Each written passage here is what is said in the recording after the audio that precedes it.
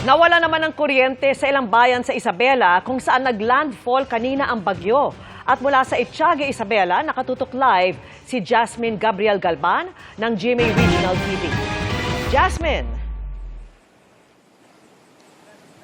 Vicky, aabot na sa halos 2,700 na pamilya ang nasa mga evacuation center sa iba't ibang bayan dito sa probinsya ng Isabela. Pero ayon sa PDRRMO, posibleng tataas pa yung bilang, especially dahil sa ngayon nga ay tuloy-tuloy pa rin yung paglilika sa mga residenteng nakatira sa mga low-lying barangays.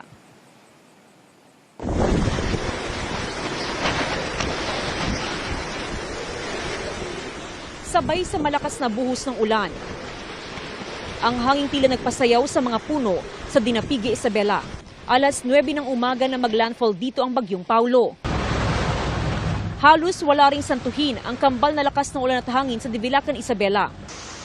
Pati sa Etiague, Isabela, kung saan halos mahulog ang signage ng isang electric cooperative dahil sa hangin. Nabuwal din ang isang punong kahoy. Sunod-sunod ay nilikas ang mga taga-barangay Kabugao. Meron pa po tayong mga residente doon sa may mababang lugar. At kung tumaas po yung tubig, ma'am, is pwede po namin silang pilitin at dadalhin dito. Kabilang sa mga nasa evacuation center, si Myra. Kasama niyang lumikas ang 2 taong gulang na anak dahil sa pangambang mabagsakan ng mga punong kahoy ang kanilang bahay. Malakas po yung hangin kanina. Kaya kayo lumikas na Para mas safe po. Baka madaganan po kami ng puno. Isa ang ilog na ito sa binabantayan ng lokal na pamahalaan dito sa bayan ng Etiague. Mabilis kasi yung pagtaas ng antas ng tubig sa ilog. At kapag umapaw na yung tubig dito mismo sa tulay, ay babahain na ang ilan sa mga barangay dito sa bayan. Bumuti man ang panahon, bandang hapon ay tuloy ang banta ng pagbaha, kaya tuloy ang paglilikas. Patuloy pa rin namin minomonitor yung aming mga major bridges at saka yung mga major roads.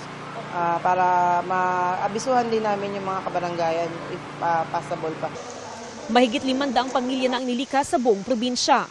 Karamihan ay mula sa mga baybayin ng Divilacan, Makunakon at Etiague. Nawala ng supply ng kuryente ang ilang bayan sa Isabela.